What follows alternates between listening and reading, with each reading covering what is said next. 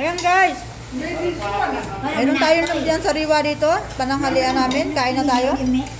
Ayan na yan bro. Ayan yung anuhan ng lumpiang sariwa. At saka meron tayong sinilaw na isda. Ayan yung sinigang. At saka kari-kari. Kari-kari paan ng baka. Masarap. Kakain na tayo. Ayan ang alimasag at bagoong. Ayan. Alin na kayo? Sarap. Wala. Wala. Masarap to. Oh! Sige! Punta kayo! Hindi yan natin. Ito?